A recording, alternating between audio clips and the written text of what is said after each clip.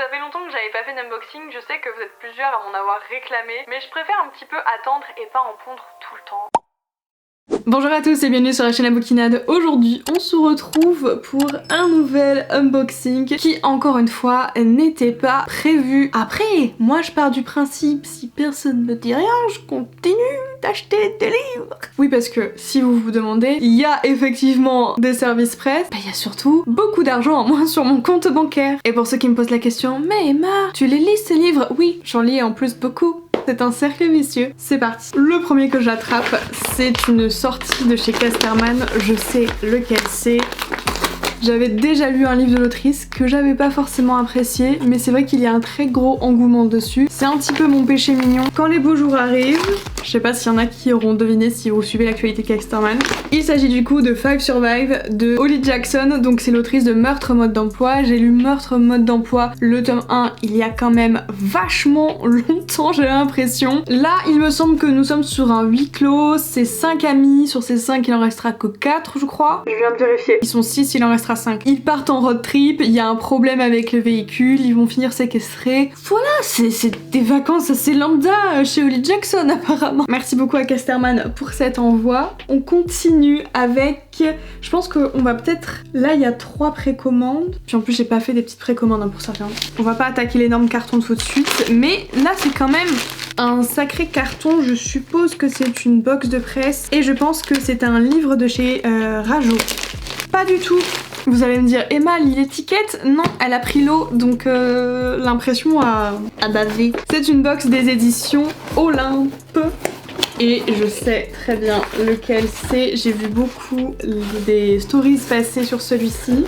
Ah mais il est énorme! La boîte est quand même vachement belle. Ça irait bien ça dans le fond, non? Il va falloir que je retravaille tout ça. Oh waouh, la vache! House of Marion, je pense qu'on prononce comme ça. C'est de J.L.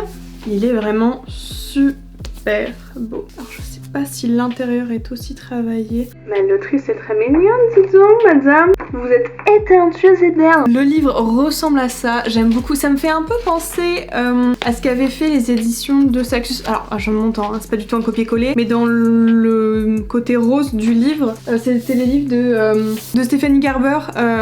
Il était une fois un cœur brisé, je crois que c'est ça le titre. Bon, excusez-moi, je vais remettre mes lunettes parce que je me rends compte que je n'y vois strictement rien. J'essaie de pas les mettre en vidéo parce que souvent il y a un petit reflet qui arrive là et je vois pas ce que je fais. Alors je sais plus trop de quoi il parle celui-ci. Oh punaise, il est vraiment écrit petit par contre. Ah là là. Donc, qu'elle est porteuse d'une magie destructrice et interdite. Pour garder ce secret et la protéger, sa mère l'entraîne de ville en ville dans une fuite perpétuelle, jusqu'au jour où ceux qui la traquent retrouvent sa trace, sans autre refuge pour leur échapper, qu'elle rejoint l'ordre, une mystérieuse société d'élite régie par la magie à laquelle appartient sa grand-mère. Celle-ci, directrice d'une académie où les jeunes gens de l'ordre apprennent à maîtriser leur pouvoir, ne cache pas sa joie de retrouver sa petite fille qu'elle considère comme son héritière. Si elle réussit à passer les 3 rites d'intronisation, qu'elle pourra se libérer à tout jamais de sa mauvaise magie. Mais elle peine à la contrôler et l'attention, soutenue de son implacable tuteur, ne lui facilite pas la tâche car s'il découvre son secret, il n'aura pas le choix, il devra la tuer. J'adore, c'est toujours une bonne ambiance quand même. Il semble pourtant que Kel ne soit pas la seule à avoir des choses à cacher. Pourquoi sa mère l'a-t-elle laissé tout ce temps dans l'ignorance de son passé, de la magie et de l'ordre? Que veulent vraiment les assassins à sa poursuite? Et si ce monde d'élégance et de paillettes dissimulait une réalité bien plus sombre? C'est le premier tome d'une trilogie et je crois que j'ai l'autre tome d'une trilogie. Oui, c'est Glace chez eux. Je pensais qu'ils faisaient beaucoup de one-shot. Finalement, on a quelques sagas chez eux. Ensuite, nous avons ceci. Ça, c'est des éditions Nathan. Je crois que j'en avais demandé 2 cette année. Ah ok, je comprenais pas. Parce que du coup je reçois le catalogue de Nathan, mais je fais surtout partie, je sais pas comment on appelle ça, mais d'un membre club où en gros on peut donner notre avis sur certains romans quand ils nous le demandent. Et du coup on a reçu les épreuves non corrigées de 2 mois chez Andrea. Je crois que pour celui-ci on est sur une histoire entre 2 ados. Été 1998, Aurélien, 16 ans, passe l'été chez son oncle Andrea qu'il n'a pas vu depuis l'enfance. Ok. Et j'avoue que pour le coup, en ce moment je cherche un petit peu plus plus de titres qui sortent du livre que j'ai pu vous montrer un peu précédemment, un petit peu de ce mood là, et du coup celui-ci me tentait pas mal un peu pour diversifier un petit peu plus mes lectures. Je pense qu'on va continuer sur du carton. Regardez, je me suis exprès acheté un petit cutter. Vraiment, je suis une personne investie. Qui casse tout, mais investie. On ouvre ce truc. Ok. Il y a 2 boîtes. Oh là là, j'ai tout cassé. Oh waouh, ils ont pas déconné. Je sais pas du tout, je sais que j'avais demandé, je fais pas du tout partie du club partenaire, il y avait une romance qui me tentait chez eux et j'ai demandé à le recevoir, mais c'est ça? Pas qu'il y avait une box qu'elle est avec, si c'est ça. Ah oui, dis donc. L'idée est incroyable par contre. Donc le livre en question, d'abord quand même, c'est The Cheat, prononciation au poil, de Sarah Adams. Je m'étais pris aussi une autre sortie de chez eux. Et du coup voilà, j'avais demandé à recevoir l'autre. Voici à quoi il ressemble. Normalement, ouais, c'est ça. C'est une romance avec un sportif. Est-il jamais trop tard pour sortir de la friendzone? Je ne sais point. Sérieux, tu ne vois pas le problème? Cette amitié n'a rien de normal. Et tu sais quoi, j'en ai marre d'essayer de rivaliser avec ça. Il est grand temps que tu choisisses. Non, Kelsey ne fait pas ça. C'est elle ou moi. Ah! Brick Hamden et Nathan Dawson, le nouveau quarterback vedette d'une célèbre équipe de football américain, sont inséparables depuis des années. Amis, juste amis, vraiment. Lorsqu'une soirée un peu trop arrosée les contraint à prétendre jusqu'au prochain Super Bowl qu'ils sont en couple, ils s'aventurent sur un terrain glissant. J'aime bien ce genre de trope. À voir ce que ça donne. Pour le coup, il est pas écrit si petit que ça par rapport à la taille du livre. Faut que je refasse un gros coup là dans ma palle de romance parce que je commence un petit peu à en avoir. Pourtant, j'en lis pas mal. Et du coup, on a reçu avec... C'est une bouée de donuts. J'adore. Alors non, effectivement, je n'ai pas de piscine chez moi. Premièrement, je suis pas proprio. Deuxièmement, c'est beaucoup trop cher. But... Je l'ai déjà dit plusieurs fois, mais ma mère est famille d'accueil et je pense que là, les gosses, ils vont être ultra contents. Quand je vais revenir là-bas, ils vont m'adorer, moi je vous le dis. Par contre, la boîte... Ça je garde, hein. Très très pratique. Ensuite, c'est un livre de chez Hugo Publishing et je pense que c'est plutôt de la collection Stardust. Non, il n'y a pas d'indice.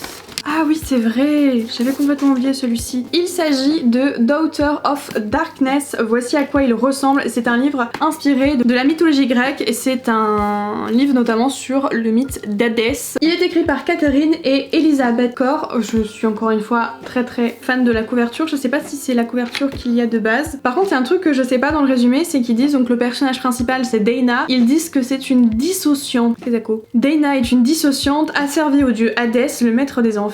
Sa lourde tâche sur Terre consiste à désunir l'âme des défunts pour les guider hors du monde des mortels. Un jour, alors que le tyran Orphée est en visite à Iolcos, il fait une dangereuse mais tentante proposition. Il rendra sa liberté à celui ou celle qui pourra libérer Eurydice du monde souterrain et la ramener à lui. Dana se porte volontaire, espérant briser ses chaînes pour de bon. Malheureusement, elle va devoir conclure une alliance avec un groupe de compagnons dissociants à qui elle n'a envie d'accorder ni sa confiance ni sa sympathie, alors que le clan doit affronter un démon à chaque nouveau recoin du monde souterrain d'Hadès. Dana devra apprendre à offrir sa confiance ou elle n'aura aucune chance de survivre dans les ténèbres. Moi perso Hadès, j'ai pas trop envie de l'embêter quoi. Celui-ci c'est aussi moi qui l'avais demandé exprès à la maison d'édition. C'est une romance, c'est de chez Collection EH, il s'agit de Flirt Désir Love de Eugénie Dielens. Voici à quoi il ressemble, j'aime beaucoup la couverture et les couleurs. Pour le coup je viens de voir mais on a un petit trigger warning ici qui est mis sur la 4ème et je suppose, je crois que c'est Collection EH qui font ça, c'est qu'ils le remettent du coup au début du livre. Ouais, c'est mis dans les notes de l'autrice. Dans cette histoire on va avoir deux personnages, Soen et Adaline. Soen n'a plus eu de nouvelles de Adaline depuis plus de 10 ans. Il est tombé amoureux d'elle quand ils étaient enfants, ils sont devenus meilleurs amis, etc. Mais Adaline c'est également celle qui l'a trahi. Un jour elle va quitter la ville où ils étaient tous les deux un petit peu du jour au lendemain et surtout sans donner de nouvelles. 10 années plus tard du coup, Adaline va réapparaître dans les couloirs de l'université et quand il va la revoir il va y avoir un fort sentiment de colère. On se doute qu'on va finir par crever l'abcès sur ce qu'il s'est passé dans cette relation. J'ai vraiment très hâte de lire celui-ci, je pense que c'est celui qui me donnait le plus envie de l'autrice. Je disais que j'avais beaucoup de précommandes mais finalement je vois que j'ai que 2 cartons de précommande donc c'est à dire que j'en attends encore 2 autres. Super. On va quand même ouvrir un des colis de précommande. C'est une commande que j'ai fait sur le site de Alicia Garnier. Donc Alicia Garnier est publiée chez Hugo Roman, certes, mais elle a aussi sa propre boutique où elle vend ses romans en auto-édition. C'est une autrice hybride, comme beaucoup. Il y a beaucoup d'auteurs hybrides. Ok. Ah mais oui, mais c'est de Alicia qui me manque une précommande. Et je crois que les colis ne sont toujours pas partis. Bref. Dans les commandes d'Alicia, on a très souvent une petite note qui accompagne la commande. Derrière, vous avez des petites infos. Là, ouais, on a des illustrations qui allaient, il me semble, avec les 2 livres que j'ai précommandés. Oui. C'est trop mignon. Si vous vous souvenez, j'avais lu ces fameuses nouvelles de Noël que les autrices avaient sorties dans un recueil regroupé. Moi j'avais eu les versions indépendantes. Je les avais toutes globalement vraiment appréciées, en particulier celle de Alicia, et en fait elle a fait un espèce de refresh à ses couvertures pour le roman donc Secret Santa. Donc c'est le fan art qui représente l'histoire. On a des petits stickers qui vont avec, et du coup on a le nouveau Easter egg, celui sur le printemps, et du coup il y en a encore un qui devrait sortir. Du coup bah je pense que finalement ce sera dans un mois que je vais le recevoir, parce que je crois que ça correspond à l'été à peu près. En tout cas ça se passe pendant l'été. Et du coup les 2 livres en question, donc celui qui vient remplacer le Secret Santa, anciennement Noël quelle galère, et donc la couverture de celui-ci ressemble à ceci. Oui. Si vous vous souvenez, c'est l'histoire de Holly et de Rick qui travaillent dans la même boîte. Holly ne peut pas trop piffrer ce gars-là, il va y avoir un espèce de repas de Noël, ils vont se retrouver un peu bloqués ensemble et ils vont finir par briser la glace. Donc voici à quoi il ressemble. Je sais pas ce que vous en pensez, mais je trouve que le travail de graphisme est vraiment très très beau. Je sais pas si elle va faire un refresh à tous ses livres, mais en tout cas je note que le travail est vraiment super appréciable et j'aimais beaucoup parce que voilà, il y avait des petites illustrations dans le livre. C'est quand même hyper chouette d'avoir des livres super travaillés comme ça. C'est un livre que du coup qui est en hardback. Il y a aussi une version brochée, forcément elle est moins chère, et je crois qu'ils sont aussi disponibles en ebook. Et du coup le nouveau Easter egg, voici à quoi il ressemble. Pull moche à chez Chocolat. Drôle de recette. Voilà pour celui-ci, j'aime trop, j'aime trop, j'aime trop. Ah mais oui, donc là c'est le second tome de Reed et Holly, ok. Donc là ça se passe à Pâques, c'est la suite de Holly et Reed. Je confondais avec l'autre qui doit sortir où c'est d'autres personnages, et Reed est convaincu qu'il va perdre sa nana, qu'il va perdre son taf, mais c'est directement la suite, donc je vais pas davantage en dire, même si je pense que vous avez un peu compris le topo. Ensuite, c'est un roman de chez Collection R, là je sais d'office ce que c'est, et beaucoup je pense vont deviner. C'est le nouveau tome de Vampiria America, le tombeau des étoiles. Je sais pas ce que vous en pensez, mais j'adore les brochets, je trouve les illustrations super belles. Je ne peux pas non plus vous spoiler celui-ci. En gros, on est à l'époque du roi soleil plutôt. Au lieu d'avoir un roi dit humain, il est plutôt vampire, ainsi que toute sa cour. Il va y avoir des complots pour renverser les vampires. Le premier cycle se passe du coup à Paris en France, et ensuite on va passer aux Amériques. Et donc là, c'est le tome 2, je crois. Ouais, je crois que c'est ça, si je ne me trompe pas. Normalement c'est le tome 2, oui c'est le tome 2, avec les fameux Desperados, donc je suis trop contente. Dixon, je crois que c'est un auteur que je vais suivre encore pendant des années. Nous poursuivons avec, est-ce que cette fois-ci c'est Rajo? Oui, je l'ouvre super bien. Oh oui bordel, c'est lui. Il a l'air vraiment incroyable. Alors donc c'est Sing Me to Sleep, voici à quoi ça ressemble. Non. Moi j'ai d'office vu ça. Faut que je fasse gaffe parce que ça mon chat il va le bouffer. Oh, on a un petit carnet. Mais c'est qu'il y en a d'autres encore. Une petite bubble. Voici à quoi il ressemble. Tueuse, menteuse, soldate, espionne. C'est de Gaby Burton. Il est très très beau. Je vous avoue que je préfère de loin des hardbacks sans jaquette que des hardbacks avec jaquette. À l'intérieur, il est comme ça. Je pense que c'est pareil de l'autre côté. Attendez, j'ai cru voir une carte. Là par contre je ne sais pas comment on prononce du tout le prénom de la protagoniste, Cyrus. J'aurais tendance à dire, en gros c'est une sirène. On arrive à un moment fatidique où elle va essayer de sauver sa sœur. Vous vous doutez bien qu'elle veut pas sauver sa sœur de la boulangère du coin. Elle veut la protéger d'un terrible chantage et par conséquent entrer dans la famille royale, plutôt se rapprocher. Elle va réussir, elle sera du coup garde du corps pour évidemment le séduisant prince héritier, et là elle va commencer de plus en plus à galérer à cacher son identité. Et La plus grosse info de ce résumé, c'est que surtout elle est chargée d'arrêter un terrible assassin, et cet assassin, c'est en réalité elle-même. Pas comment elle va faire ça, ça m'a l'air compliqué. Pour le coup, je sais pas s'il s'agit d'un one shot, je pense que je vous le dirai une fois que je l'aurai lu. Et là par contre ça... Ah ça c'est bien ça, de pas devoir pencher sa tête. Me dites pas que le soleil est déjà en train de partir. On poursuit avec un colis qui vient de chez Brajlon. Je sais qu'il y a une sortie qui m'intéresse chez eux, que j'ai demandé, mais normalement il est pas sorti, ou j'ai très mal retenu la date. Comment on déchire ce truc? Je crois que c'est un cadeau. Ah, ça c'est une très bonne surprise, j'ai reçu Love Theoretically de Ali Hazelwood aux éditions Hauteville. Voici à quoi il ressemble, donc c'est la version hardback tout en couleur. Je suis trop contente, je pensais pas que j'allais le recevoir et j'étais à ça de le prendre, sauf que vous allez le voir dans le gros colis qu'on voit là, j'ai pas pu tout prendre en raison du prix, donc celui-ci a sauté, mais il est là. Dans celui-ci, de mémoire, ah j'allais dire elle s'appelle Elise, non, c'est Elsie et George. Moi quand on dit George, je pense à la reine Charlotte. Hello Charlotte.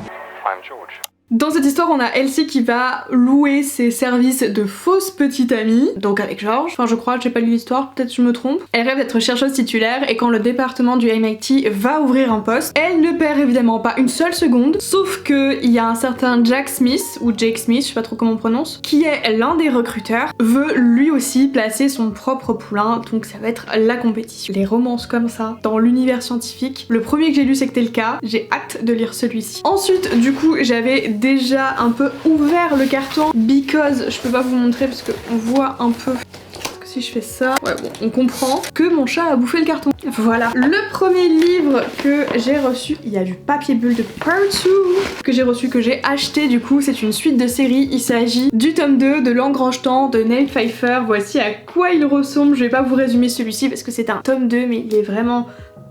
Ils ont fait un travail assez ouf, Hachette, sur ce livre-là. Vraiment, il est magnifique. On a notre protagoniste Sophie qui est ici, qui est très très sympa. Là, il faut lire un petit peu le livre, messieurs, dames. Je vous incite à travers cette vidéo de le lire d'ailleurs. C'est du young adulte, je le classe peut-être dans la catégorie peut-être juste en dessous du young adulte par rapport à ce que j'ai l'habitude de lire. Et je me tâte à relire le tome 1 tellement que j'avais apprécié. Et ça commence à faire quelques mois et je me souviens des grandes lignes de l'histoire, mais peut-être pas en détail. Et pour pouvoir mieux le savourer, je pense qu'une relecture ça me fera pas de mal et j'adore faire les relectures de toute façon. Ensuite, alors celui-ci, je pensais au début pas le prendre parce que je trouvais peut-être le résumé un petit peu redondant par rapport à tout ce qu'on peut voir passer en sortie ces derniers temps. Et j'ai lu une chronique sur Babelio, il me semble, ou sur Booknote, l'un des deux. De toute façon, je regarde toujours les deux. Et ça a fini par me convaincre. Je me suis donc pris The Foxglove King de Anna Whiten. Donc c'est aux éditions Brajlon, c'est leur dernière grosse nouveauté. Il est vraiment très très beau, c'est un rose fuchsia ici. Par contre, ce que j'avais pas vu sur l'internet, mais que j'ai vu en librairie, c'est ça. C'est une balade quand même. Là, il ressemble à ça. Enfin, c'est... Waouh! Pas regarder. Après, je pense que ça doit être un fan art. Ouais, c'est ça. C'est quand même très très beau. Tadam! On est sur un très très beau livre. Rien qu'avec la couverture, vous avez compris que c'est de la fantaisie. On a Laure qui, à ses 13 ans, a réussi à s'échapper d'un culte secret dans les catacombes de Delair et depuis, elle s'efforce à cacher son identité et à se faire assez discrète. Elle est devenue trafiquante de poison pour un cartel. Elle s'efforce du coup de cacher son identité, surtout sa magie qui serait la magie de la mort. Je ne sais pas réellement à quoi ça correspond. Elle va être capturée par une faction, attention, de prêtres guerriers. Elle s'attend à être utilisée forcément si elle est capturée. Ce que j'ai pas dit c'est qu'elle est capturée pour le roi sanctifié et elle va se rendre compte que du coup ce fameux roi sanctifié attend toute autre chose d'elle. Je vais pas aller plus loin parce que le résumé est globalement long et j'ai l'impression que tout ça c'est un petit peu les 100 premières pages, donc je vais pas aller plus loin. Je pense que ça vous donne déjà un bon aperçu de ce roman. On est globalement quand même sur une fantaisie plutôt sombre. Je ne sais pas s'il y a des trigger warnings sur celui-ci. J'en vois pas, donc je ne sais pas s'il y en a. Par contre Brajlon de toute façon c'est la collection adulte, donc c'est pas du tout du young adulte, mais je n'en vois pas particulièrement. En tout cas si vous savez, dites-moi. Mais de toute façon je sais que c'est une fantaisie globalement sombre et c'est dans la section adulte. Voilà, comme ça au moins vous êtes prévenus. Et le dernier, de toute façon si vous faites partie du Discord, vous le savez que c'est le sujet d'une prochaine vidéo. Je me suis précommandé le tome 2 de Dark Shores de Daniel L. Jensen. Je suis trop contente. Il est quand même globalement plus gros. J'avais pris le tome 1 tout à l'heure pour comparer, mais On est sur un tome 2 vachement plus gros. Je vous en ai déjà parlé en lecture, je vous ai déjà fait une chronique exprès sur le tome 1 et encore une fois, si vous êtes sur le Discord, vous savez ce qui va se passer dans une prochaine vidéo à venir. Je sais pas quand elle sortira, mais du coup, bon déjà j'avais hâte de lire la suite, donc j'ai un peu sauté dans les précommandes. Oh là là, c'est très sympa, c'est très sympa. Ah, j'ai cru qu'il n'y avait pas de petits signés. Oh, il est passé, il est caché dans les pages, bref. Et vous savez, c'est la fameuse édition grimoire qu'ils font. Il y en a qui aiment pas trop, moi je suis très fan de ce style-là. Et j'avoue que je préfère ce type de format avec jaquette. Bon, les jaquettes sont globalement toujours très belles chez Brajlon, mais j'avoue que je préfère ça. Là, c'est la collection Big Bang, donc c'est la collection Young Adult. Le Pont des Tempêtes est dans la collection adulte, et là non. Mais ça fait partie du même univers de l'autrice. Ils ont mis des tonnes de papier bulle, je vous ai pas montré dans la vidéo, mais il y en a de partout dans ce colis. Il y avait 3 livres. Bon.